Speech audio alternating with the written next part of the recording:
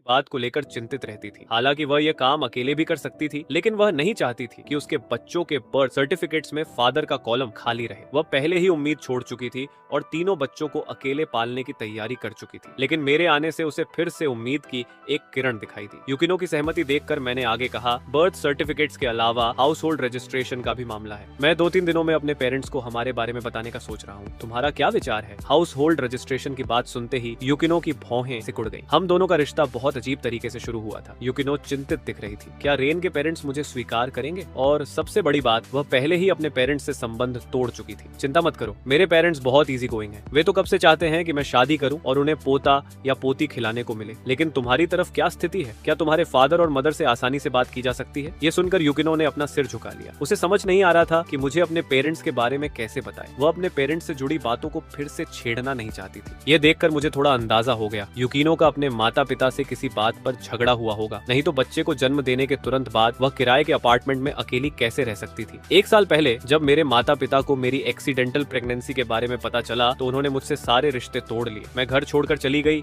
और तीनों बच्चों को जन्म दिया। ये कहते हुए यूकिनो की आंखों से आंसू बहने लगे। मेरा दिल टूट गया। मैंने यूकिनो को कसकर अपनी बाहों में भर लिया और अपने हाथ से उसके आंसू पोंछते हुए कहा, आई एम सॉरी, ये सब मेरी वजह से हुआ। तुम्हें इतनी तकलीफ उठानी पड़ी, लेकिन अब चिंता मत करो। जब तक मैं हूँ, तुम्हारे माता पिता मुझसे चाहे जितने नाराज हो, मैं सब ठीक कर दूंगा। हम हर चीज का सामना साथ में करेंगे। अब तुम अकेली नहीं हो। यूकिनो ने सिर हिलाया। नहीं, ये तुम्हारी गलती नहीं है। उस समय तुम्हें कुछ पता नहीं था। बच्चों को जन्म देना मेरा अपना फैसला था। ये सुनकर मुझे थोड़ा अजीब लगा। अगर कोई महिला किसी अजनबी के साथ एक बार एनकाउंटर होने के बाद एक्सीडेंटली प्रेग्नेंट हो जाए तो क्या वह तुरंत अबॉर्शन नहीं करवा लेती? शायद मेरी उलझन समझकर यूकिनो धीरे से बोली, जब मुझे पता चला कि मैं प्रेग्नेंट हूँ तो मैं हॉस्पिटल चेकअप के लिए गई थी। डॉक्टर ने बताया कि मेरी बॉडी स्पेशल है और मुझे आसानी से प्रेगनेंसी नहीं होती। अगर मैं अबॉर्शन करवा लेती तो शायद मैं फिर कभी मां नहीं बन पाती। उसकी बात सुनते ही मुझे सब समझ आ गया। मैंने अपना सिर उसकी तरफ घुमाया और उसके लाल होठों पर हल्का सा किस किया। हनी, तुमने बहुत मेहनत की है। ये कहते हुए मुझे थोड़ा गर्व भी महसूस हुआ। लेकिन वैसे देखा जाए तो मैं भी काफी इंप्रेसिव हूँ। मेरी हनी को आसानी से प्रेगनेंसी नहीं होती, फिर भी मैंने तुम्हें एक साथ 3 बच्चों की मां बना दिया। तुम बदमाश हो। यूकिनो शर्म और गुस्से से लाल हो गई और उसने मुझे जोर से चुटकी काटी। वह अभी तक उदास थी, लेकिन मेरी बात सुनकर उसकी उदासी गायब हो गई। हम दोनों ने जल्दी जल्दी बर्तन धोए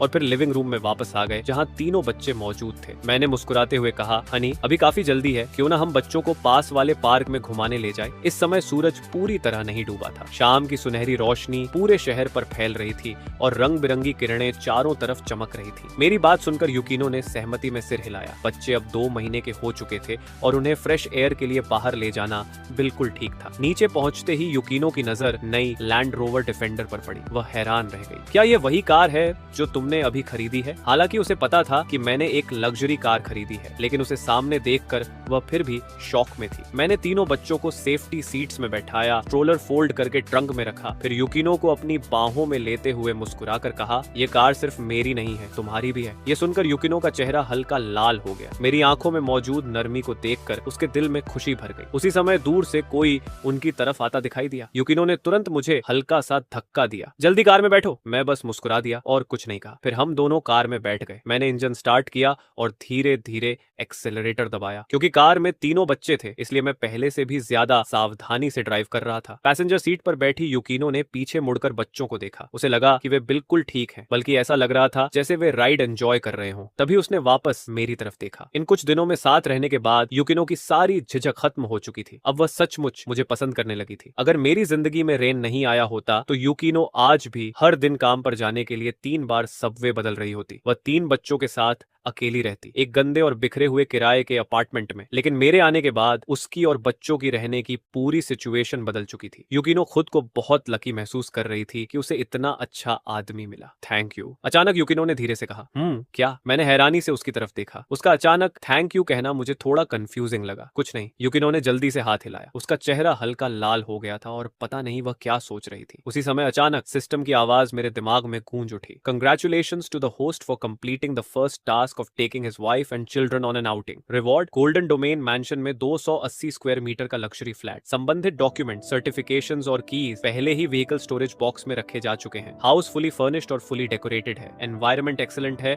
और तुरंत मूव इन के लिए तैयार है। Additional reward: 2 parking spaces and 5 years of property management fees. 280 वर्ग मीटर का लग्जरी फ्लैट, साथ में 2 पार्किंग स्पेस और 5 साल की प्रॉपर्टी फीस भी। हे भगवान, मैं अंदर ही अंदर चौंक गया। सिस्टम, तुम तो बहुत ज्यादा जनरस हो। गोल्डन डोमेन मैंशन शंघाई का एक फेमस लग्जरी रेजिडेंशियल प्रोजेक्ट था। यहाँ प्रॉपर्टी की कीमत लगभग 80,000 युआन प्रति वर्ग मीटर थी। अगर इस फ्लैट की कीमत कैश में निकाली जाए तो यह 20 मिलियन युआन से भी ज्यादा की प्रॉपर्टी थी। System, I really love you. मैं खुशी से अंदर ही अंदर हंस पड़ा। तुम किस बात पर हंस रहे हो? मुझे स्टीयरिंग व्हील पकड़े हुए मुस्कुराते देखकर यूकिनो ने उत्सुकता से पूछा। कुछ नहीं, मैंने सिर हिलाया। उसी समय इंटरसेक्शन पर रेड लाइट ग्रीन हो गई। मैंने कार मोड़ी और दूसरी सड़क पर चला गया। रुको, यूकिनो ने जल्दी से कहा। तुम गलत रास्ते पर जा रहे हो, पार्क तो सामने है। तुम सही कह रही हो, मैं मुस्कुराया। लेकिन मैं जानबूझकर इस रास्ते पर आया हूँ। मैंने तुम्हारे लिए एक गिफ्ट खरीदा है और अभी तुम्हें वही दिखाने ले जा रहा हूँ। गिफ्ट? यूकिनो की आंखें चमक उठी। कैसा गिफ्ट? गिफ्ट शब्द सुनते ही उसके दिल में एक्साइटमेंट भर गई। चाहे गिफ्ट कितना भी महंगा या सस्ता क्यों ना हो, ये इस बात का सबूत था कि रेन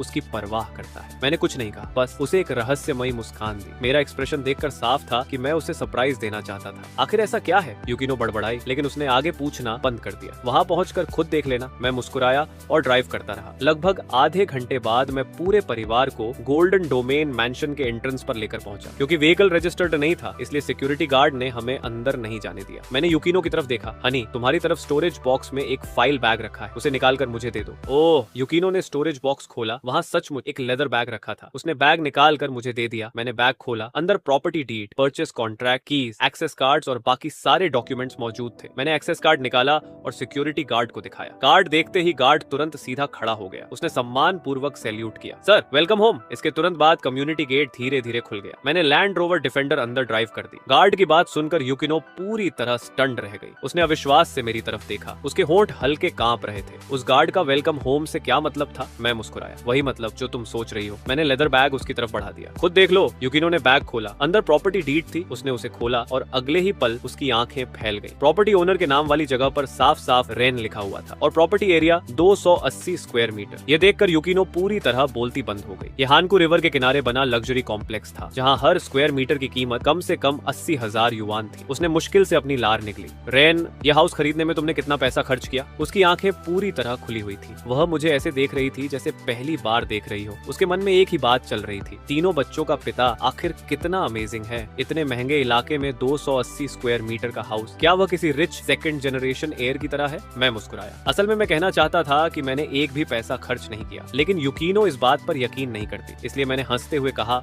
कुछ खास नहीं, बस 20 मिलियन से थोड़ा ज्यादा। ये सुनते ही यूकिनो की सांस अटक गई। 20 मिलियन से ज्यादा और तुम इसे कुछ खास नहीं कह रहे हो? हालांकि यूकिनो पहले ही अंदाजा लगा चुकी थी कि यह घर बहुत महंगा होगा, लेकिन जब उसने यह रकम मेरे मुंह से सुनी तब भी वह पूरी तरह शॉक्ड रह गई। आखिर यह 20 मिलियन से भी ज्यादा की प्रॉपर्टी थी। एक यूनिवर्सिटी टीचर होने के नाते यूकिनो को अपर मिडिल क्लास माना जाता था, लेकिन फिर भी उसकी मंथली सैलरी 20,000 से कम थी। साल भर में लगभग 2 लाख। अगर वह खाना पीना भी छोड़ दे तब भी इस घर को खरीदने में उसे 100 साल लग जाते। ये सोचकर मेरी तरफ देखने का उसका नजरिया बदल गया। उसकी आंखें जिज्ञासा से भर गईं। रेन, सच सच बताओ, तुम्हारा फैमिली आखिर करता क्या है? तुम कहीं उन legendary rich second generation here's में से तो नहीं हो जो लाइफ एक्सपीरियंस करने के लिए बाहर घूमते रहते हैं? ये कहते हुए यूकिनो मुझे अविश्वास से देखने लगी। मैं इस सवाल से थोड़ा चौंक गया। मैंने सोचा और महसूस किया कि अब इसे छिपाने की कोई जरूरत नहीं थी। वैसे भी हम जल्द ही उसके पेरेंट्स से मिलने वाले थे। ऐसे में यूकिनो का पहले से मेरी फैमिली सिचुएशन जान लेना अच्छा था। मैंने मुस्कुराकर कहा, मेरा फैमिली बिल्कुल ऑर्डिनरी है। मेरे फादर स्टेट ओन्ड एंटरप्राइज में एम्प्लॉई हैं और मेरी मदर हाउसवाइफ हैं। यह हाउस मैंने अपनी मेहनत से खरीदा है। इसका मेरे पेरेंट्स से कोई संबंध नहीं है। यह सुनकर यूकिनो की आंखें एडमिरेशन से भर गईं। लेकिन अगले ही पल उसे कुछ याद आया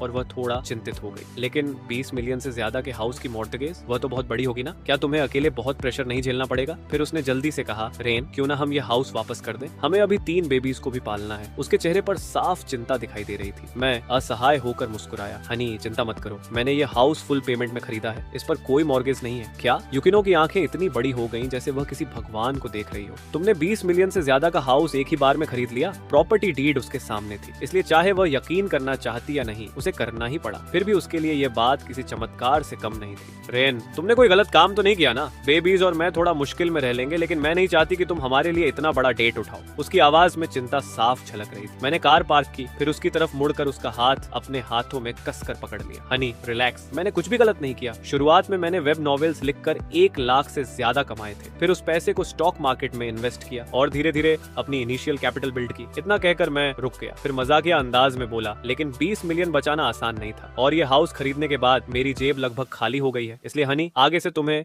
मुझे सपोर्ट करना पड़ेगा। मेरा बेवकूफों जैसा एक्सप्रेशन देखकर यूकिनो खुद को रोक नहीं पाई। वह हंस पड़ी। बकवास बंद करो, मैं सीरियस हूँ। ठीक है, मैंने हंसते हुए कहा, बस आराम से यहाँ रहो और जब हम तुम्हारे पेरेंट्स से मिल लेंगे तब मैं प्रॉपर्टी डीड में तुम्हारा नाम भी जोड़ दूंगा। ये सुनते ही यूकिनो की आंखें भर आईं। उसे इस बात की परवाह नहीं थी कि प्रॉपर्टी डीड पर उसका नाम है या नहीं। असल मायने ये रखते थे कि मैंने खुद यह बात कही। इसका मतलब था कि मेरे दिल में उसके लिए जगह थी। थैंक यू रेन, मेरे साथ इतना अच्छा व्यवहार करने के लिए। अब मुझे सच में लगता है कि मैं बहुत लकी हूँ। लकी कि मैं तुमसे मिली। मैंने शरारती मुस्कान दी, फिर उसके कान के पास झुककर फुसफुसाया, हनी आज रात मुझे थैंक यू कैसे कहने वाली हो? ये सुनते ही यूकिनो का चेहरा टमाटर की तरह लाल हो गया। तुम बहुत अनोइंग हो, तुम्हें बिल्कुल भी शर्म नहीं है। उसने मुझे नाराजगी भरी लेकिन फ्लर्टेशियस नजर से देखा, फिर कार का डोर खोलकर अपनी लंबी और खूबसूरत टांगों के साथ बाहर निकल गई। मैं उसकी सुंदर सिलहूट को देखते हुए मुस्कुराया। मेरे चेहरे पर एक अर्थपूर्ण मुस्कान उभर आई और मैंने मन ही मन कसम खाई कि आज रात किसी न किसी तरह यूकिनो का दिल पूरी तरह जीत लूंगा। मेरा रूममेट मजाक में कहा करता था, अगर हिम्मत काफी हो तो खूबसूरत टीचिंग असिस्टेंट भी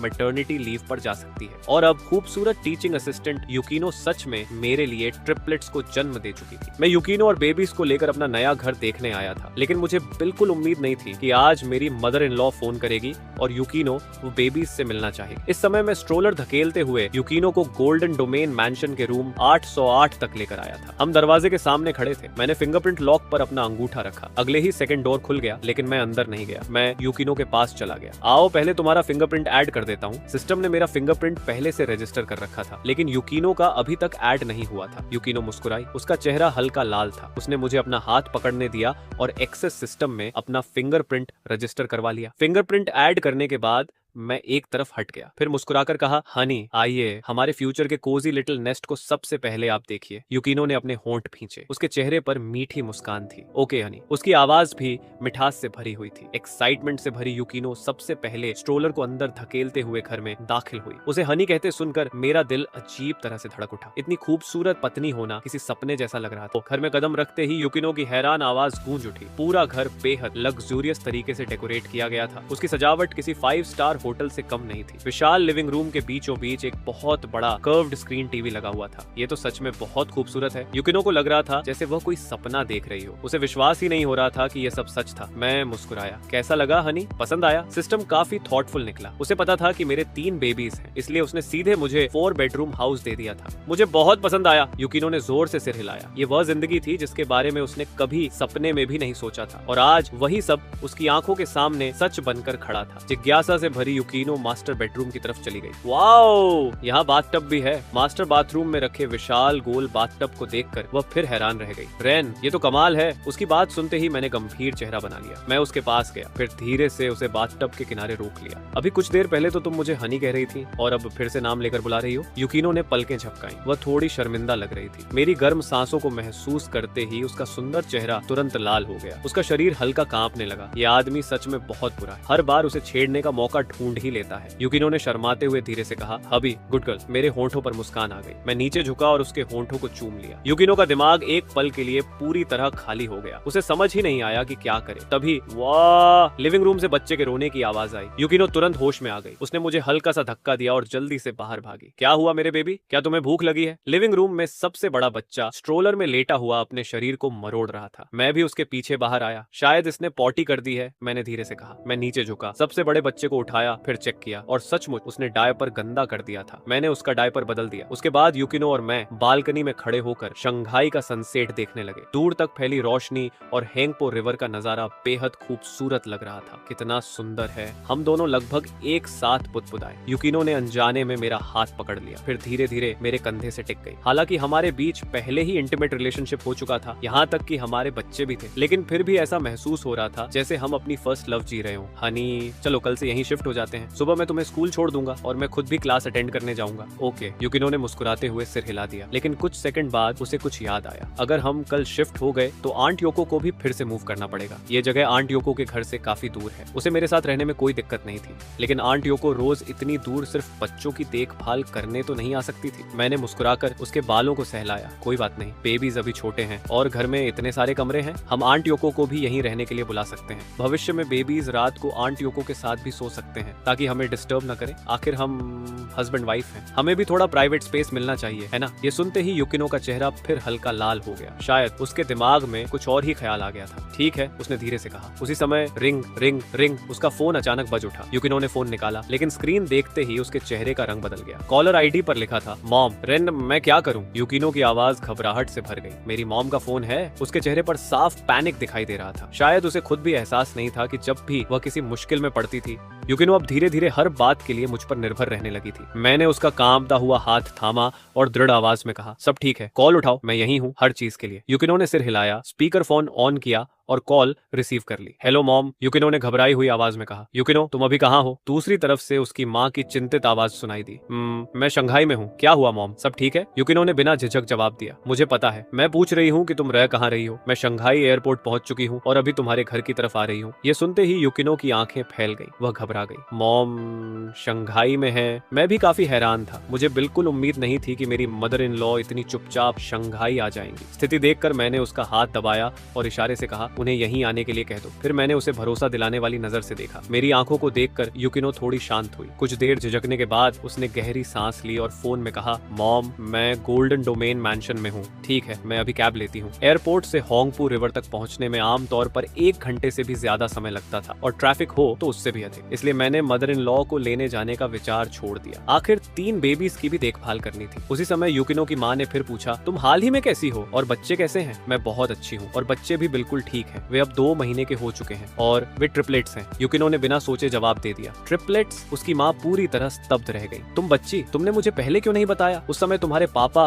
बहुत गुस्से में थे और उन्होंने तुम्हें कई बार डांटा भी था, लेकिन इतनी बड़ी बात कि तुम्हारे ट्रिपलेट्स हुए हैं, ये बात भी तुमने अपनी माँ को नहीं बताई? उनकी आवाज गहरे पछतावे से भरी हुई थी। मैं यूकिनो कुछ समझाना चाहती थी, लेकिन उसका गला भर आया। उसने अपने आंसू पोंछे और जबरदस्ती मुस्कुराने की कोशिश की। मॉम चिंता मत करो, मैं अब बहुत अच्छी हूँ। बच्चों के पिता हमारे साथ बहुत अच्छा व्यवहार करते हैं और हम सब बहुत खुश हैं। ये कहते हुए यूकिनो ने शर्माते हुए मेरी तरफ देखा। तुम्हें बच्चों के पिता मिल गए? क्या तुमने नहीं कहा था कि तुम्हें नहीं पता कि बच्चों का पिता कौन है? उसकी माँ ने हैरानी से पूछा। मॉम ये बात कुछ शब्दों में नहीं समझाई जा सकती। आप यहाँ आ जाइए, फिर मैं सब बताऊंगी। बच्चों के पिता भी यही हैं, यूकिनो ने कहा। ठीक है, मैं अभी पहुंचती हूँ। इतना कहकर उसकी माँ ने कॉल काट दी। अब उनके मन में बच्चों के पिता को लेकर बेहद जिज्ञासा थी। आखिर वह कैसा आदमी था जिसने उनकी बेटी को छोड़ दिया था? लगभग 1 घंटे बाद मैं और यूकिनो लिविंग रूम में बैठे टीवी देख रहे थे और बेबीज के साथ खेल रहे थे कि तभी यूकिनो का फोन फिर बज उठा। यूकिनो, मैं इस गोल्डन डोमेन मैंशन पहुंच गई हूँ। क्या तुम सच में यहाँ रहती हो? ये जगह बिल्कुल भी सस्ती नहीं लगती। उसकी माँ की आवाज में साफ आश्चर्य था। हाँ मॉम, यही जगह है। मैं अभी नीचे आकर आपको ले जाती हूँ। कॉल खत्म होने के बाद यूकिनो ने जल्दी से मेरे गाल पर किस किया, अपने जूते पहने और नीचे भाग गई। रास्ते भर जैसे जैसे कॉम्प्लेक्स का गेट करीब आता गया, उसका मन और ज्यादा घबराने लगा। उसे 1 साल पहले की बात याद आ गई, जब उसके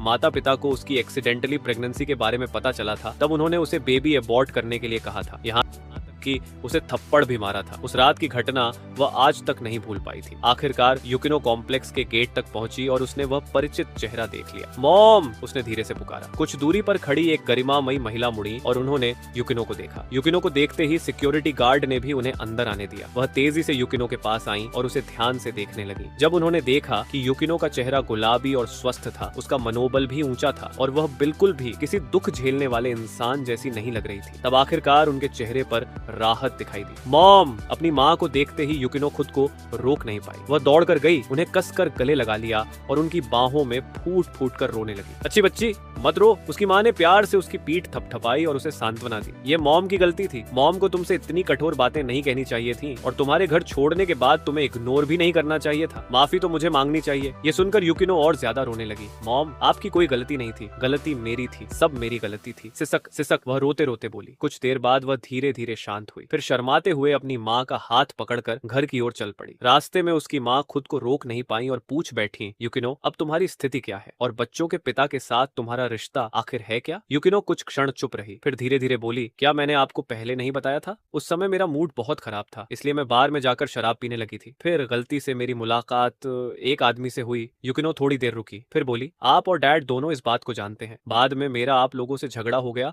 और मैं अकेले शंघाई आ गई ताकि तीनों बच्चों को जन्म दे सकूं। बच्चों का खर्च उठाने के लिए मैंने शंघाई जोंग यूनिवर्सिटी में टीचिंग असिस्टेंट की नौकरी ढूंढ ली, लेकिन मुझे बिल्कुल उम्मीद नहीं थी कि वहीं मेरी मुलाकात रेन से होगी, जो बच्चों के पिता निकले। ये कहते हुए युकिनो ने जानबूझकर अपनी माँ की तरफ देखा, फिर आगे बोली, मॉम, मुझे पता है कि उस समय आप सब मुझसे नाराज थे, लेकिन रेन ने मुझे जानबूझकर नहीं छोड़ा था। उन्हें यह भी नहीं पता था कि मैं एक्सीडेंटली प्रेग्नेंट हो गई थी, और उस रात वह भी मेरी तरह नशे में थे। जब से हमारी दोबारा मुलाकात हुई है, वह मेरे और बच्चों के प्रति बहुत केयरफुल और रिस्पॉन्सिबल रहे हैं। उन्होंने हमेशा मेरी और बच्चों की देखभाल की है, यहाँ तक कि उन्होंने अपनी सारी सेविंग्स भी निकाल दी। उन्होंने यहाँ 20 मिलियन से भी ज्यादा खर्च करके ये घर खरीदा है। रास्ते भर युकिनो अपनी माँ को मेरे बारे में बहुत कुछ बताती रही। जब उनकी माँ ने सुना कि मैंने वास्तव में 20 मिलियन खर्च करके यहाँ घर खरीदा है, तो उनकी आंखों में हैरानी और बढ़ गई। वह थोड़ी झिझकने लगी। युकिनो, बच्चों के पिता की उम्र कितनी है? इतना पैसा निकाल कर यहाँ घर खरीदने वाला इंसान निश्चित रूप से जवान तो नहीं होगा, है ना? वह नहीं चाहती थी कि उनकी बेटी किसी बूढ़े अमीर आदमी से शादी करे। रेन बहुत जवान है, वह मुझसे कुछ साल छोटे हैं। ये कहते हुए युकिनो को शर्म आने लगी। असल में सिर्फ कुछ साल छोटे ही नहीं, वह तो उसके अपने स्टूडेंट भी थे। ये सुनकर उसकी माँ की भौहें और सिकुड़ गईं। तुमसे छोटे हैं तो फिर उनके पास इतना पैसा आया कहां से? उनका परिवार क्या करता है? उन्होंने लगातार सवाल पूछने शुरू कर दिए। आखिर उन्होंने अमीर लोगों की बहुत सी गंदी कहानियां सुन रखी थी। वह नहीं चाहती थी कि उनकी बेटी किसी गलत इंसान के कारण दुख झेले, लेकिन युकिनो को अपनी माँ की चिंता समझ नहीं आई। वह खुशी खुशी मेरा परिचय देती रही। उनका परिवार बिल्कुल हमारी तरह साधारण है। वे सिचुआन/चोंकिंग से हैं। उनके पिता स्टेट ओन्ड एंटरप्राइज में एम्प्लॉई हैं और उनकी माँ हाउसवाइफ हैं। घर खरीदने में जो पैसा लगा वह सब उन्होंने खुद कमाया है, और ये घर खरीदने के लिए उन्होंने अपनी सारी सेविंग्स खर्च कर दी। ये सोचकर युकिनो को थोड़ा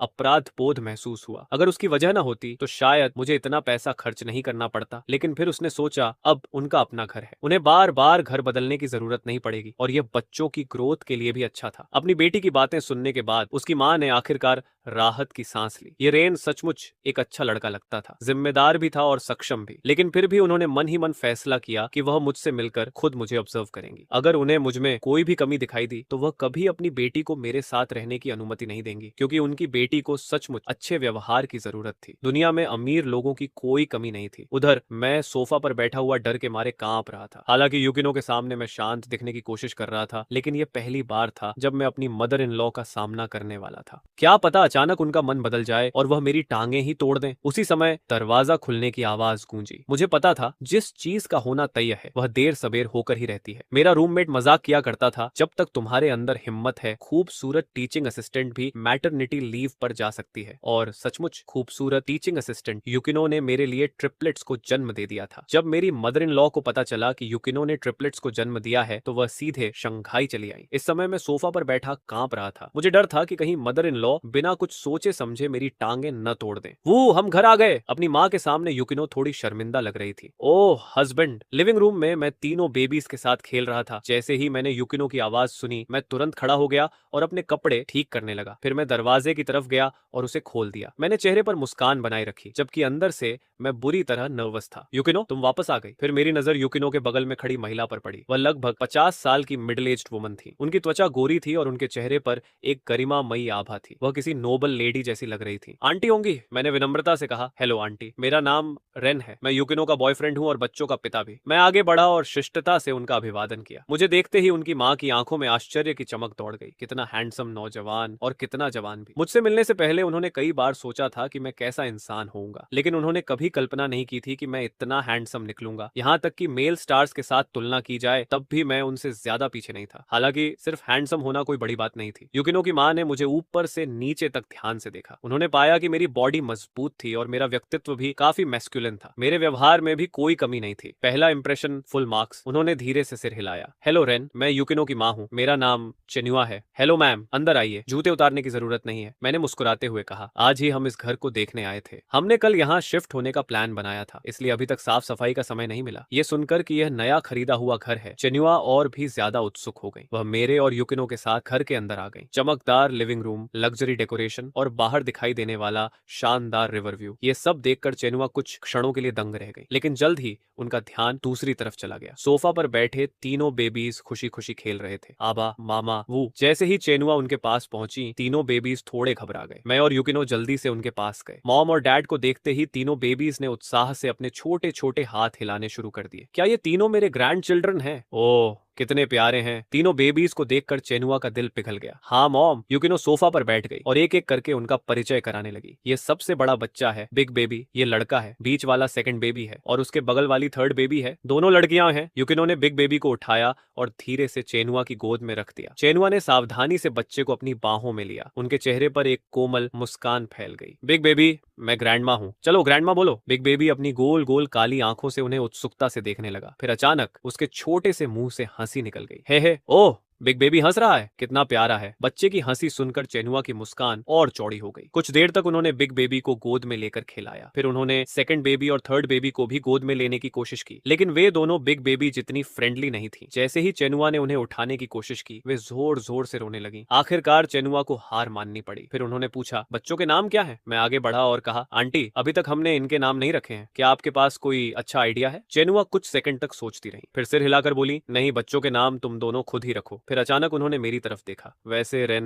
तुम काम कहाँ करते हो? ये सवाल सुनते ही युकिनो तुरंत नर्वस हो गई। उसने मेरी तरफ लगभग विनती भरी नजर से देखा। मैं मुस्कुराया, फिर उसका हाथ पकड़कर उसे आश्वस्त करने वाली नजर दी। सब कुछ कंट्रोल में है, चिंता मत करो। क्या हुआ? उन दोनों के अजीब व्यवहार को देखकर चेनुआ को अचानक एक बुरा एहसास हुआ। कहीं रेन कोई गलत काम तो नहीं करता? उन्होंने मन ही मन सोचा। आखिर अगर कोई जवान लड़का अपने परिवार पर निर्भर हुए बिना खुद ही 20 मिलियन जमा कर ले, फिर उसे एक लग्जरी फ्लैट खरीदने में खर्च भी कर दे, तो ये बात सामान्य नहीं लगती थी। उनके चेहरे का भाव देखकर मैं जल्दी से बोला, आंटी, मेरी अभी कोई जॉब नहीं है, मैं शंघाई जोंग यूनिवर्सिटी का स्टूडेंट हूँ। चेनुआ की आंखें अविश्वास से फैल गईं। क्या? मैंने सिर हिलाया। जी, मैं शंघाई जोंग यूनिवर्सिटी में जूनियर ईयर का स्टूडेंट हूँ और युकिनो हमारे स्कूल में टीचर हैं। इसी तरह हमारी मुलाकात स्कूल गेट पर हुई थी। टीचर और स्टूडेंट, यह सुनकर चेनुआ अंदर तक हिल गई, लेकिन उन्होंने जल्दी ही खुद को संभाल लिया। आखिर अब समय बदल चुका था। दोनों एडल्ट थे और दोनों कानूनी रूप से शादी करने की उम्र में भी थे। हालांकि उन्हें यह रिश्ता थोड़ा अजीब लगा, फिर भी उन्होंने इस सच्चाई को स्वीकार कर लिया कि मैं अभी भी स्टूडेंट था। लेकिन तभी उनके मन में एक और सवाल उठा, रेन, अगर तुम अभी भी स्टूडेंट हो तो इतना पैसा कमाया कैसे? मुझे पहले से पता था कि वह यह सवाल जरूर पूछेंगे, इसलिए मैंने वही जवाब दिया जो पहले युकिनो को बता चुका था। कॉलेज में रहते हुए मैंने ऑनलाइन वेब नॉवेल्स लिखना शुरू किया था। उससे मैंने 1 लाख युआन से ज्यादा कमाए। फिर मैंने उस पैसे को स्टॉक मार्केट में इन्वेस्ट कर दिया। धीरे धीरे मेरा इनिशियल कैपिटल बढ़ता गया। बाद में स्नोबॉल इफेक्ट की तरह पैसा बढ़ता गया और ज्यादा समय नहीं लगा कि मैं 20 मिलियन से भी ज्यादा कमा सका। जब मेरी मुलाकात युकिनो से हुई और मुझे पता चला कि हमारे बच्चे हैं, तब मैंने उसी पैसे से कार और हाउस खरीद लिया। मैंने दोनों हाथ फैलाते हुए कहा, अब मेरे पास बहुत ज्यादा पैसा नहीं बचा है। फिर मैं मुस्कुराया, लेकिन अगर मैं एक बार 20 मिलियन कमा सकता हूँ तो दोबारा भी कमा सकता हूँ। मैं कभी भी युकिनो और तीनों बेबीज को लाइफ क्वालिटी के मामले में तकलीफन नहीं होने दूंगा। मेरी बात सुनकर चेनुआ पूरी तरह स्तब्ध रह गई। उन्हें पता था कि हाल के वर्षों में स्टॉक मार्केट से पैसा कमाना अपेक्षाकृत आसान रहा था, लेकिन एक ऐसा लड़का जो अभी कॉलेज में पढ़ रहा हो, जिसने केवल 1 लाख युआन से शुरुआत करके कुछ ही सालों में 20 मिलियन से ज्यादा कमा लिए हो, ये बात उनकी समझ से परे थी। रेन, तुम सच में कमाल हो। हालांकि उन्हें मेरी बातों पर थोड़ा संदेह था, लेकिन उनके सामने खड़ा यह विशाल लग्जरी हाउस भी तो सच था, इसलिए वह चाहकर भी मेरी बातों को पूरी तरह नकार नहीं सकती थी। फिर उन्होंने गंभीर स्वर में कहा, लेकिन स्टॉक ट्रेडिंग में रिस्क भी बहुत होता है। ग्रेजुएशन के बाद तुम्हें कोई स्टेबल जॉब ढूंढ लेनी चाहिए। बिना जाने ही चेनुआ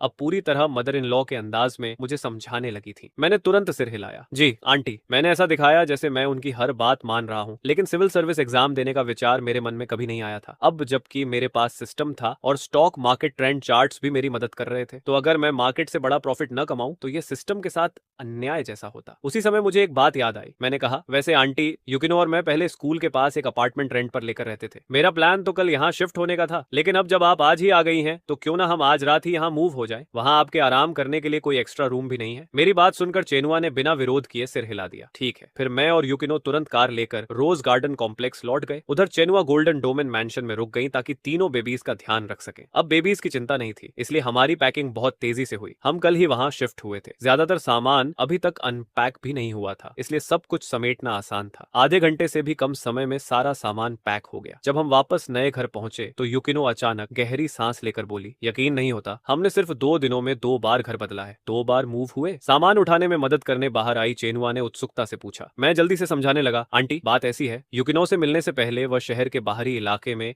एक 30 20 स्क्वायर मीटर का अपार्टमेंट अकेले रेंट पर लेकर रहती थी। जब मुझे इसके बारे में पता चला तो मैंने तुरंत स्कूल के पास उनके लिए एक 3 बेडरूम अपार्टमेंट रेंट पर ले लिया था। बाद में मुझे लगा कि किराए पर रहना इतना कन्वीनियंट नहीं है, इसलिए मैंने ये घर खरीद लिया। ये सुनकर योको के चेहरे पर राहत भरी मुस्कान आ गई। रेन, तुम्हारा दिल बहुत अच्छा है, मैं हंसते हुए बोला। इसमें कुछ खास नहीं है, मुझे यही करना चाहिए था। वैसे आंट, आपने अभी तक डिनर नहीं किया है ना? अभी जब मैं घर देख रहा था तब मैंने फ्रिज भी चेक किया था और पाया कि वह ताजी इंग्रेडिएंट्स से भरा हुआ था। ऐसा लग रहा था जैसे सिस्टम ने सब कुछ बहुत सोच समझकर तैयार किया हो। रैन, तुम्हें कुकिंग भी आती है? योको ने हैरानी से पूछा। मेरे कुछ कहने से पहले ही युकिनो बोल पड़ी। मॉम, आपको बिल्कुल अंदाजा नहीं है, रेन की कुकिंग कमाल की है। ये तो होटल्स के शेफ से भी बेहतर खाना बनाता है। जब युकिनो को पता चला कि मैं खाना बनाने वाला हूँ तो उसकी आंखें चमक उठी। इसके बाद मैं किचन में चला गया। अंदर से बर्तनों और कुकिंग की आवाजें आने लगी, जिससे सबको पता चल गया कि मैंने काम शुरू कर दिया है। युकिनो और योको लिविंग रूम में बैठी थीं और समय समय पर किचन की तरफ देख रही थी। वे दोनों मुझे ऐसे देख रही थी जैसे कोई अद्भुत चीज देख रही हो। 2 दर्शकों के सामने मेरी कुकिंग टेक्निक और भी शानदार लग रही थी। किचन नाइफ पकड़ने वाला मेरा हाथ मानो नाच रहा था।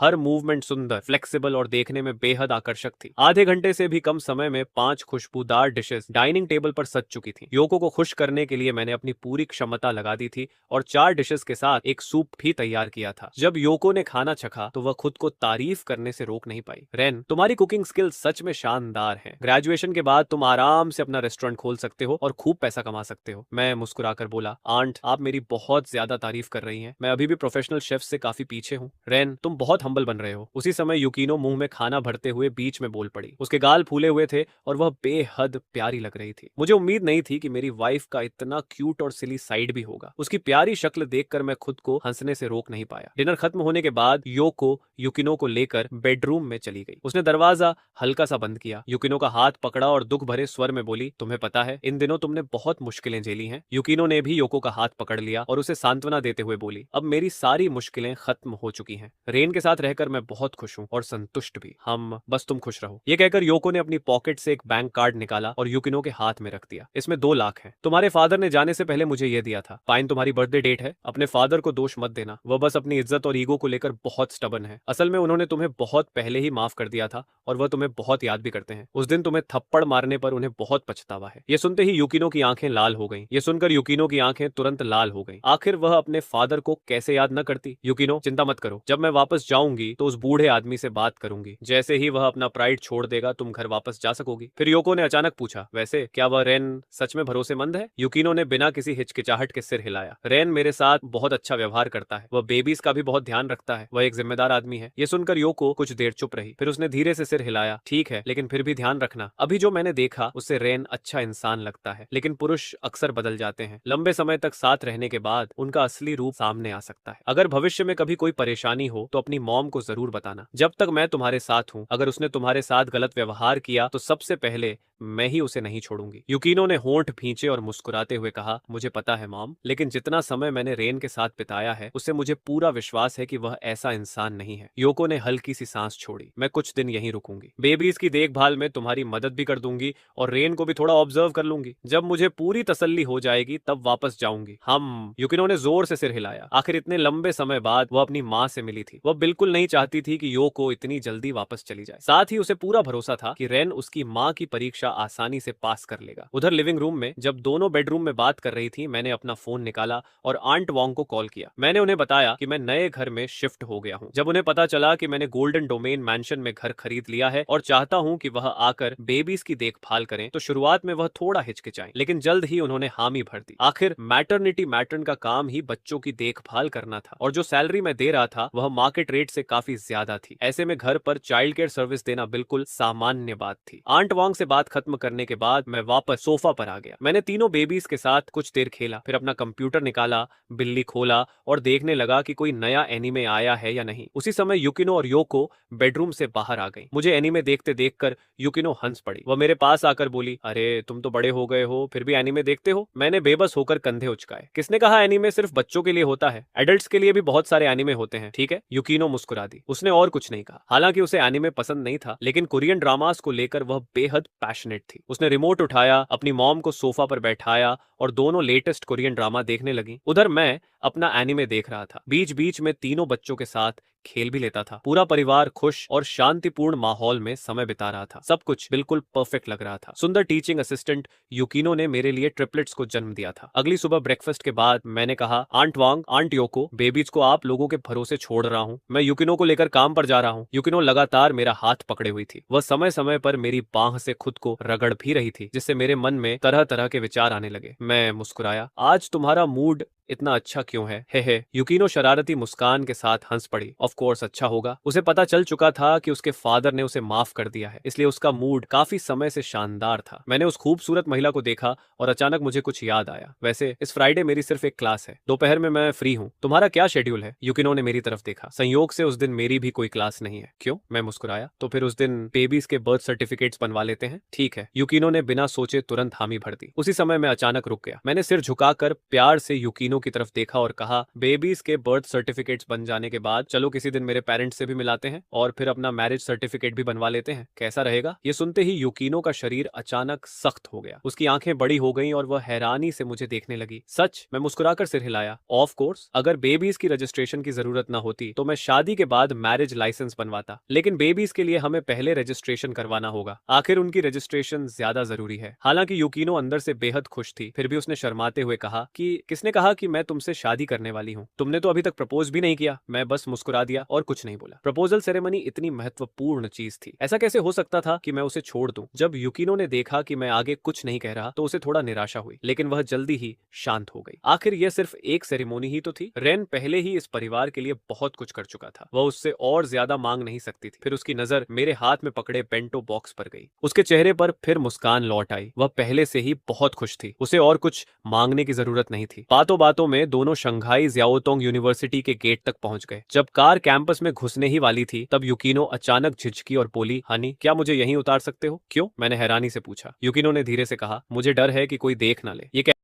मुझे डर है कि कोई देख ना ले। ये कहने के बाद शायद उसे लगा कि मैं गलत समझ सकता हूँ, इसलिए उसने जल्दी से समझाया, तुम अभी स्टूडेंट हो। अगर लोगों को पता चल गया कि तुम मेरे साथ हो तो तुम्हारे ऊपर बुरा असर पड़ सकता है। मैं मुस्कुराया। तुम वह वाइफ हो जिससे मैं शादी करने वाला हूँ, और मेरे बच्चों की मदर भी। इसमें डरने वाली कौन सी बात है? लोग जो चाहे कहें, मुझे कोई फर्क नहीं पड़ता। थोड़ा रुककर मैंने आगे कहा, उल्टा तुम तो स्कूल में टीचर हो। अगर लोगों को हमारे बारे में पता चला तो तुम्हारे ऊपर ज्यादा असर पड़ेगा, इसलिए मैं तुम्हारी बात समझता हूँ। ये कहकर मैंने ब्रेक दबाई और कार सड़क के किनारे रोक दी, लेकिन यूकिनो बाहर नहीं उतरी। वह कुछ सेकंड तक चुप रही। फिर उसने गंभीरता से मेरी तरफ देखा। हनी, अगर तुम्हें डर नहीं लगता तो मुझे किस बात का डर होना चाहिए? सीधे अंदर चलो। अगर किसी को पता चल भी गया तो हम सच स्वीकार कर लेंगे। यह कोई पुराना जमाना नहीं है। उसकी बात सुनकर मैं हंस पड़ा। ठीक है वाइफ, जैसा तुम कहो। इसके बाद मैंने एक्सेलरेटर दबाया और सीधे स्कूल पार्किंग लॉट की तरफ कार बढ़ा दी। हालांकि यूकिनो ने बड़ी बड़ी बातें की थी, लेकिन जब कार पार्किंग लॉट में पहुंची तो वह फिर भी इधर उधर देखने लगी। जब उसे यकीन हो गया कि वहां कोई नहीं है तब उसने जल्दी से डोर खोला और बाहर निकल गई। समय तेजी से बीतता गया। जल्द ही फ्राइडे आ गया। उस दिन मेरी सिर्फ एक क्लास थी। जैसे ही टीचर क्लासरूम से बाहर निकला, मैं सबसे पहले अपनी सीट से उठा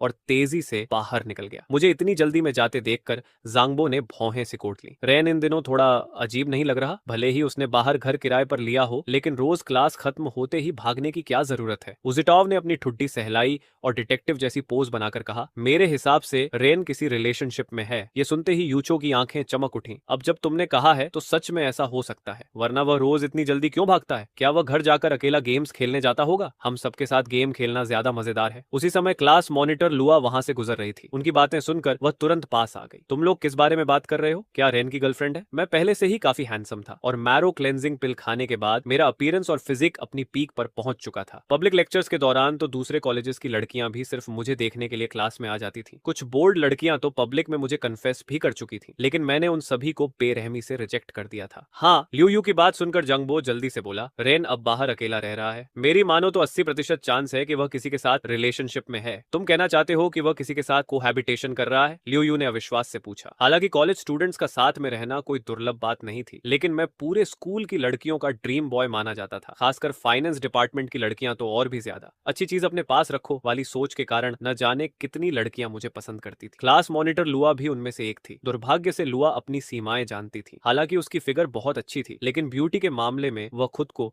दूसरों से कम मानती थी। फिर भी वह बेहद वार्म हार्टेड थी और अक्सर क्लासमेट्स की मदद करती रहती थी, खासकर उन मेल स्टूडेंट्स की जो क्लास मॉनिटर से बात करने के बहाने ढूंढते रहते थे। उनमें से कई उसे सीक्रेटली पसंद भी करते थे, लेकिन उन्हें यह नहीं पता था कि जिस व्यक्ति को लुआ पसंद करती थी उसका दिल पहले ही किसी और के पास जा चुका था। यह लड़का इतनी जल्दी टेकन हो गया? ज़ांगबो की बात सुनकर लिu यू ने होंठ भींच ली। उसके दिल में हल्की सी कसक और जलन महसूस हुई। उधर जब मेरे रूममेट्स ये सब चर्चा कर रहे थे, तब तक मैं क्लासरूम छोड़कर पार्किंग लॉट पहुंच चुका था। कार में बैठने के बाद मैंने तुरंत उसे स्टार्ट नहीं किया। इसके बजाय मैंने अपना फोन निकाला और स्टॉक ट्रेडिंग सॉफ्टवेयर खोल लिया। स्टॉक ट्रेंड चार्ट की हिंट्स के अनुसार जो स्टॉक्स मैंने खरीदे थे वे आज दोपहर अपने हाईएस्ट पॉइंट पर पहुंचने वाले थे। मैंने सही समय पर पूरा स्टॉक बेच दिया। 1 मिलियन में खरीदा था, पीक पर 6.2 मिलियन में बेच दिया। सिर्फ 2 दिनों में 5 मिलियन से भी ज्यादा का नेट प्रॉफिट। यह एहसास वाकई कमाल का था। बेशक यह रकम मेरे लिए बहुत बड़ी नहीं थी। अगर मेरे पास और ज्यादा कैपिटल होती तो कुछ करोड़ कमाना भी बच्चों का खेल होता। स्टॉक्स बेचने के तुरंत बाद सिस्टम की आवाज मेरे दिमाग में गूंज उठी। कंग्रेचुलेशंस होस्ट, आपने बेबीज के मिल्क पाउडर मनी कमाने वाला टास्क कंप्लीट कर लिया है। Reward 5 million cash. सिस्टम की बात सुनकर मैं हंस पड़ा। अभी अभी 5 मिलियन कमाए थे और अब सिस्टम मुझे अतिरिक्त 5 मिलियन और दे रहा था। सिस्टम, तुम सच में बहुत जनरस हो। अपने बैंक अकाउंट में पड़े नंबर्स को देखकर मेरा मूड बेहद अच्छा हो गया। कुछ ही दिनों में मैं एक गरीब स्टूडेंट से मल्टी मिलियनर बन चुका था। मेरे पास बड़ा हाउस था, लग्जरी कार थी और बैंक अकाउंट में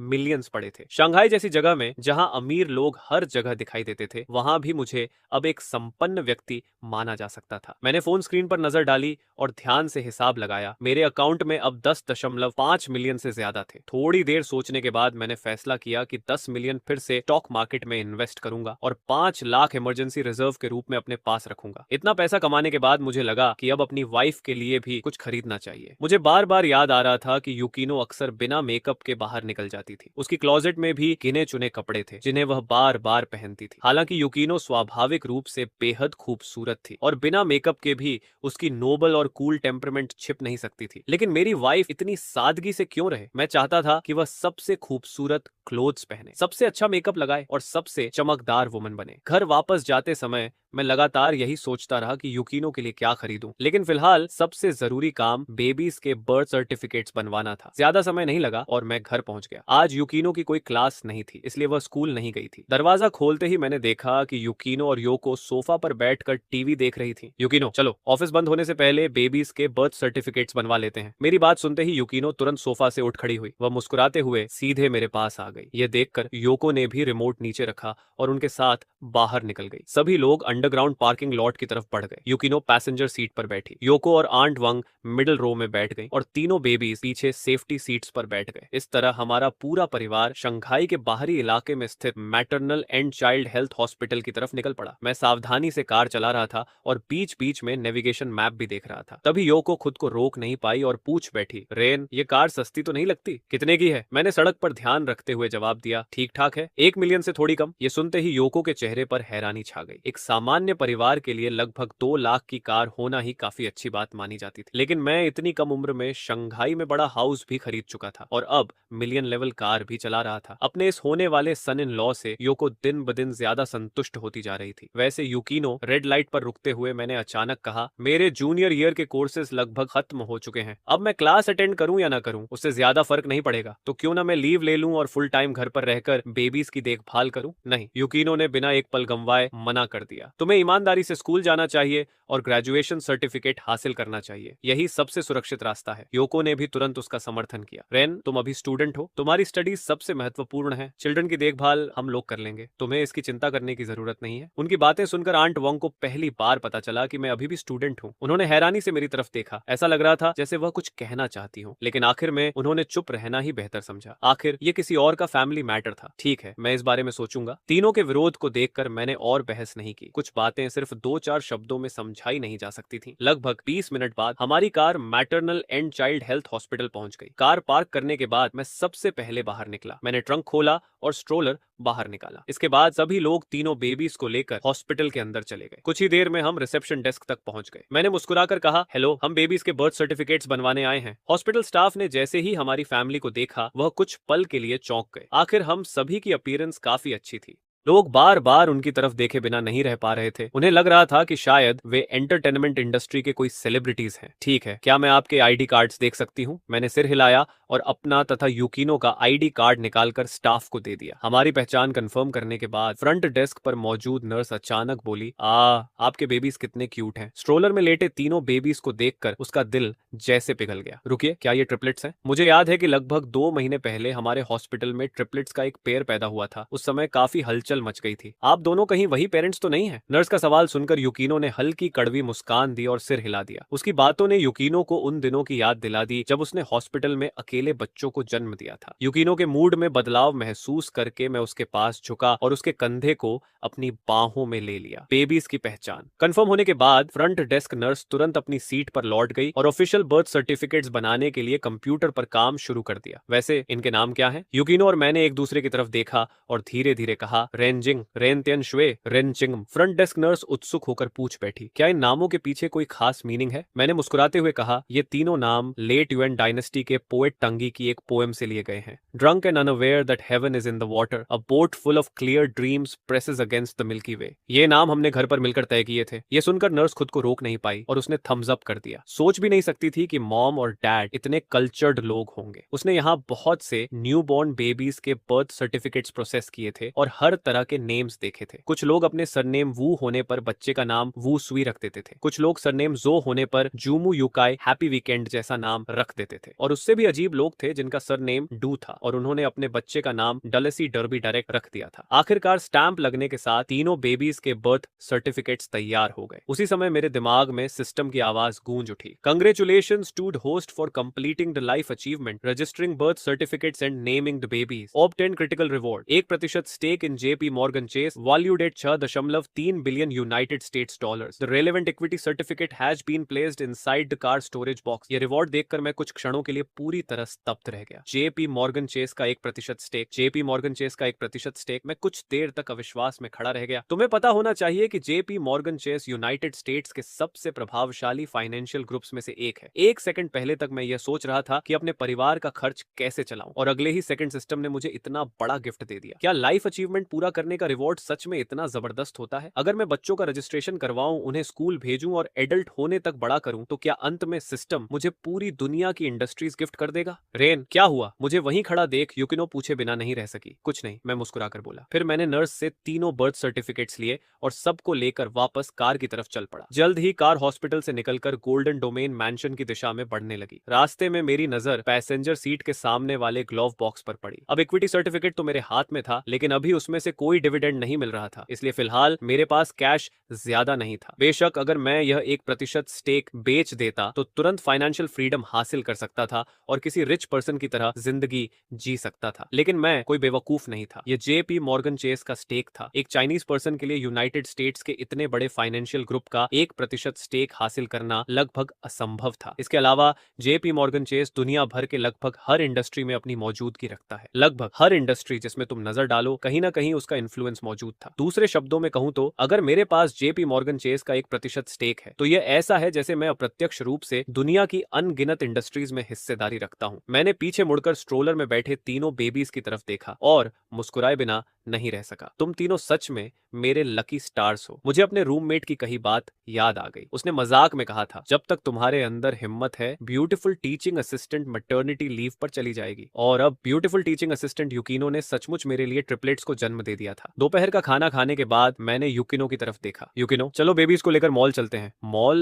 यूकिनो थोड़ा हैरान हो गई। वहां क्यों जाना है? मैं उसके करीब गया और उसकी कमर में हाथ डाल दिया। क्यों? जरा खुद को देखो। तुम हमेशा यही कुछ कपड़े पहनती रहती हो और मेकअप भी बहुत कम करती हो। आज मॉल चलते हैं, मैं तुम्हारे लिए कुछ डेली एसेंशियल्स खरीदूंगा। ये सुनकर यूकिनो थोड़ा शाई हो गई। उसने असहज होकर शरीर मोड़ा। इतने पैसे खर्च करने की जरूरत नहीं है, पहले मुझे छोड़ो। मॉम और आंट वैंग अभी यही हैं। डाइनिंग रूम में बर्तन साफ कर रही आंट वैंग ने ऐसा जताया जैसे उन्होंने कुछ देखा ही ना हो, और योको सोफा पर बैठी टीवी को बहुत ध्यान से देखने का नाटक कर रही थी। मैं हंस पड़ा। पैसे बर्बाद होने की चिंता मत करो, तुम्हारे हस्बैंड के पास अब कपड़े खरीदने के लिए काफी पैसे हैं। मेरी वाइफ इतनी सुंदर है और उसकी फिगर भी इतनी अच्छी है। अगर उसे अच्छे से ड्रेसअप न किया जाए तो कितना अफसोस अफसोस होगा? पास बैठी योको भी तुरंत बोली, युकी नहीं, रेन का ऐसा दिल होना बड़ी बात है, क्यों ना उसके साथ शॉपिंग पर चली जाओ, मैं और आंट वांग बच्चों का ध्यान रख लेंगे। फिर उसने मेरी तरफ देखा, लेकिन रेन ज्यादा पैसे मत खर्च करना, भविष्य में बच्चों को बड़ा करने के लिए बहुत जगह पैसे लगेंगे। ठीक है आंट, मैंने सिर हिलाकर जवाब दिया। फिर मैंने कहा, वैसे हम बेबीज को भी साथ ले जा सकते हैं, अब वे 2 महीने से ज्यादा के हो चुके हैं, बाहर की दुनिया से कांटेक्ट उनके ग्रोथ के लिए अच्छा रहेगा। अरे आंट, आप भी हमारे साथ चलिए ना। लेकिन योको ने तुरंत सिर हिला दिया, मैं नहीं जाऊंगी, मैं तुम्हारे बीच थर्ड व्हील नहीं बनना चाहती। अपनी माँ की बात सुनकर युकीनो कुछ और नहीं कह सकी। इस तरह वे तीनों बेबीज को साथ लेकर रेजिडेंशियल कॉम्प्लेक्स से बाहर निकले और शंघाई के सबसे बड़े मॉल की ओर चल पड़े। रास्ते भर एक हैंडसम मैन और ब्यूटीफुल वुमन की जोड़ी लोगों का ध्यान अपनी ओर खींचती रही। राह चलते लोग बार बार उनकी तरफ देखने लगे। युकीनो पहले से ही बेहद खूबसूरत थी, उसकी फिगर भी बेहद आकर्षक थी, बिना मेकअप के भी उसकी चार्म छिपाई नहीं जा सकती थी। और जहां तक मेरी बात थी, कुछ कहने की जरूरत ही नहीं थी। मैरो क्लेंजिंग पिल खाने के बाद मैं सचमुच एक वॉकिंग हेड टर्नर बन चुका था, चाहे यंग हो या ओल्ड। जब तक वह वुमन थी, वह मेरी तरफ एक नजर डाले बिना नहीं रह पाती थी। जो लोग मुझे नहीं जानते थे, वे आसानी से मुझे कोई मेल स्टार समझ सकते थे। सबकी गर्म निगाहों का सामना करने की मुझे अब आदत हो चुकी थी। मैं युकिनो को लेकर सीधे एक चैनल बुटीक के अंदर चला गया। जैसे ही हम अंदर दाखिल हुए, एक खूबसूरत सेल्स वुमन हमारे पास आ गई। Distinguished guest, good afternoon. फिर उसकी नजर स्ट्रोलर में बैठे बेबीज पर पड़ी। वाओ, ये तीनों बेबीज कितने क्यूट हैं। क्या ये ट्रिपलेट्स है? युकिनो मुस्कुराई और सिर हिला दिया। सेल्स वुमन ने बेबीज को देखा और उसका दिल जैसे पिघल गया। लेकिन अगले ही पल जब उसने ऊपर देखकर मेरा चेहरा देखा, तो उसकी आंखों में आश्चर्य की चमक उभर आई। उसके मन में अनायास विचार आया, हस्बैंड इतना हैंडसम है और तीनों बेबीज भी इतने क्यूट हैं। इस यंग लेडी ने पिछले जन्म में आखिर कितना वर्च्यू अक्यूमुलेट किया होगा। मैंने सेल्स वुमन की तरफ देखते हुए कहा, मेरी वाइफ के लिए कुछ सूटेबल क्लोथ चुनने में मदद कीजिए। जी सर। ये सुनते ही सेल्स वुमन के चेहरे की मुस्कान और गहरी हो गई। उधर युकिनो अभी भी थोड़ा हिचकिचा रही थी। उसे पता था कि चैनल एक लग्जरी ब्रांड है, यहाँ कुछ कपड़े खरीदने का मतलब था कि शुरुआत ही टेंस ऑफ थाउजेंड से होगी। रेन ने अभी अभी हाउस खरीदा था, उसके पास आखिर कितना पैसा बचा होगा। लेकिन मैंने हाथ हिलाकर उसे चिंता न करने का इशारा किया। ये देखकर युकिनो ने मजबूरी में खुद को तैयार किया और सेल्स असिस्टेंट के साथ क्लोथ्स चुनने चली गई। जब वे शॉपिंग कर रही थी, मैं एक खाली जगह ढूंढकर बैठ गया और तीनों बेबीज का ध्यान रखने लगा। बेबीज स्ट्रोलर में लेटे हुए थे, उनकी बड़ी बड़ी आंखें इधर उधर घूम रही थीं और वे आसपास का माहौल देख रहे थे। वे बिल्कुल भी रो नहीं रहे थे, न कोई फस न कोई ट्रबल, वे बहुत वेल बिहेव्ड थे। यह दृश्य देखकर एक राहगीर महिला खुद को रोक नहीं पाई और पास आ गई। क्या ये ट्रिपलेट्स हैं? ये कितने क्यूट हैं। तीनों बेबीज इतने चबी और पिंक हैं, उन्हें देखकर तो मेरा सेकंड चाइल्ड करने का मन कर रहा है। कुछ खूबसूरत महिलाएं यह कहते हुए तुरंत अपने हस्बैंड्स की तरफ देखने लगी। उनके हस्बैंड्स के चेहरे तुरंत फीके पड़ गए। उन्हें पता था कि आज रात शायद फिर एक कठिन बैटल उनका इंतजार कर रही है। कुछ ही देर बाद युकिनो चेंजिंग रूम से बाहर आई। वह धीरे धीरे मेरे सामने आकर खड़ी हो गई। उसके चेहरे पर शाइनेस और हेजिटेशन साफ दिखाई दे रही थी। हनी, क्या ये अच्छा लग रहा है? मैंने सिर उठाकर उसकी तरफ देखा और मेरी आंखें चमक उठी। युकिनो ने अपने पुराने सिंपल क्लोथ्स बदल दिए थे। उसका नया आउटफिट उसकी नाजुक और परफेक्ट फिगर को पूरी तरह हाईलाइट कर रहा था। मैं अनायास निकल गया, फिर बिना किसी झिझक के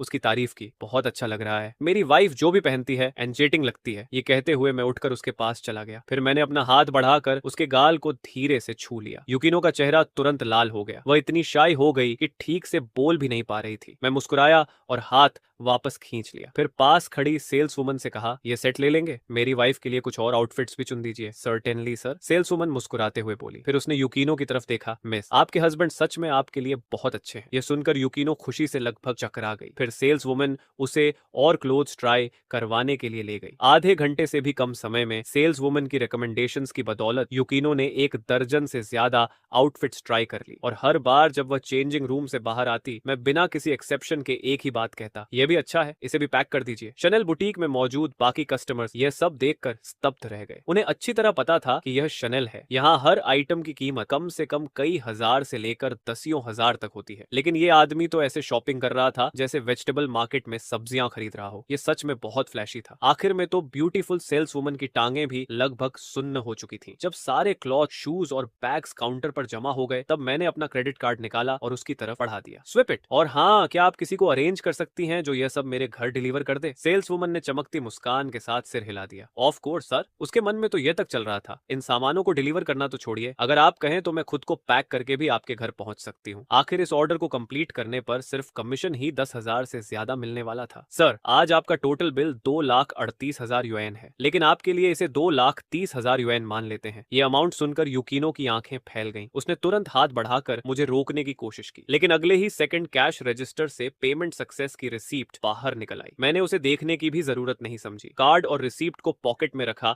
और यूकिनो को लेकर स्टोर से बाहर निकल आया। स्टोर से बाहर आते ही यूकिनो अचानक पूछ बैठी, हनी तुम्हारे पास अभी भी इतना पैसा कैसे है? उसे याद था कि हाउस खरीदने के बाद मैंने कहा था कि मेरे पास ज्यादा पैसे नहीं बचे हैं। मैंने उसकी कमर में हाथ डाला, उसके कान के पास झुककर धीरे से कहा, मेरा मतलब यह था कि 20 मिलियन सेविंग्स के मुकाबले ज्यादा नहीं बचा था, लेकिन तुम्हारे लिए कुछ 100,000 खर्च करना कोई प्रॉब्लम नहीं है। यूकिनो ने सिर हिलाया, लेकिन उसके चेहरे पर चिंता अभी भी बनी हुई थी। हानी तुम इतने एक्सेलेंट हो, मुझे अचानक लगता है कि मैं तुम्हारे लायक नहीं हूँ। हाउस खरीदने के बाद से उसके मन में यह भावना बार बार आ रही थी। उसका हस्बैंड पैसे भी कमा रहा था, बेबीज का भी ध्यान रख रहा था और हर दिन इतनी मेहनत कर रहा था। ये सब सच में बहुत एग्जॉस्टिंग था। किसने कहा कि तुम मेरे लायक नहीं हो? मैंने जानबूझकर सीरियस फेस बना लिया। फिर उसकी